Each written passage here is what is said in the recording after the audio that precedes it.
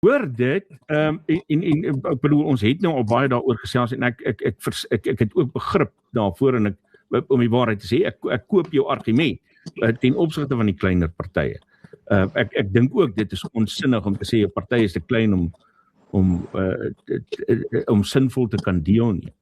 Maar nou kyk ek byvoorbeeld na 'n wijk soos wijk 7 in Dr. Beyersdorp, en laat ek net gou die premise van my argument vir jou plaas. Ek sê die demokrasie waarin ons is ons het nie 'n normale demokrasie, ons het 'n absurde demokrasie.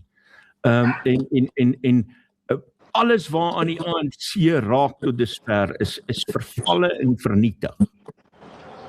So ou moet normaalweg in 'n normale demokrasie sou jy plek gun vir elke party langs mekaar. Maar nou dink ek, in 'n demokrasie soos hierdie, 'n absurde demokrasie, moet jy dalk jou strategie aanpas.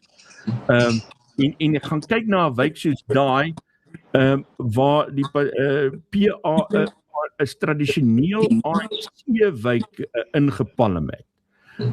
Die DA het goed gedoen om 848 stemme te kry. Ek dink dis beter as wat hulle in die verlede selfs gedoen het in die wijk. En die ANC het heeltemal amper uit die bus uitgeval. Dan kom die Vryheidsfront Plus met 158 stemme. En dan wil ek weet, maar sou dit nie sinvoller gewees het in hierdie absurde demokrasie waarin ons is, en die gedagte om dalk anti-ANC te werk, te sê, hoorie, maar want julle het dit al voorheen in die Weskaap gedoen, om te sê, wag, kom ons staan terug, kom ons gee die DA realistiese kans hier, want ons weet, ten spyte van die kritiek, they do deliver, wanneer het kom by die goed wat vir ons saak maak. Soms. Net soms. Maar goed, kom ek sê, sorry, so. Jou aanname is gedeeltelik reg. Nee, die DA se steun het ook afgeneem in daardie wijk. Die ANC het dit dramaties afgeneem, die DA het dit ook afgeneem. Die ongehoorde wat tans in Suid-Afrika afspeel, ons moet dit verstaan, is die Patriotic Alliance van meneer McKenzie, het nie in die vorige verkiesing in daai wijk deelgeneem nie. So hy het 0 stemme gehad, en hy het gegaan van 0 tot 1000 en die wijk gewen. Dit was tradisioneel 'n ANC-wijk nog altyd gewees. En dan moet jy gaan kyk na die samestelling van daardie munisipaliteit.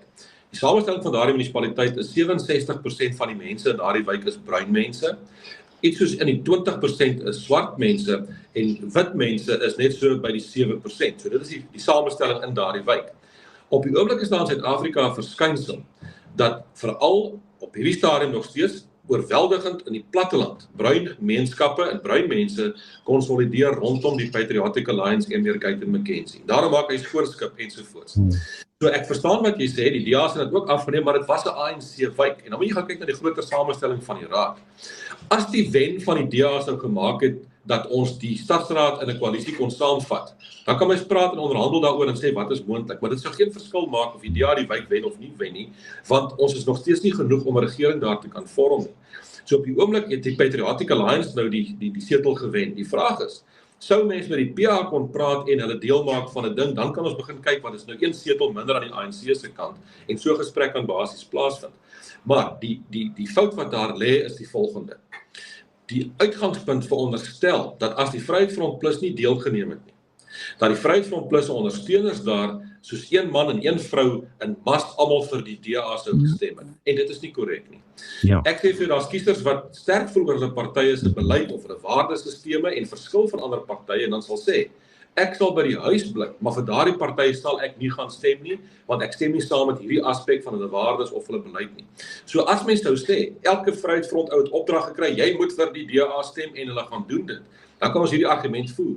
Ek kan jou verseker, mens kan nie aanvaar dat al die mense sou gaan stem met en die vraag wat ook gevra moet word vir die DA is, hoe is dit moontlik dat tussen julle en die ANC, julle saam, oor 1000 stemme verloor het, wat na die Patriotic Alliance toe gegaan het. So daai werklikheid moet mens ook ongelukkig in verrekening bring. En dan sê Ek sê jy moet nie jou stem mors om vir enige ander rede te stem as dat jy stem vir die waardes waarvoor jy staan nie, en dan kan jy na die tyd 'n koalisie saamstel van partye wat dieselfde waardes dra of min of meer met mekaar kan saamwerk. En ek stem jou saam, die ANC is die probleem. Die ANC kan nie self korrek nie. Hy is nie van plan te verander nie, dit is deel van die probleem. Ek verskil wel met die DA om te sê, hulle moet met die ANC saamwerk ten alle koste, want hulle moet so MK en EFF uithou. Ek dink nie dit is 'n geldige argument nie, daar is 'n antwoord op daardie probleem ook.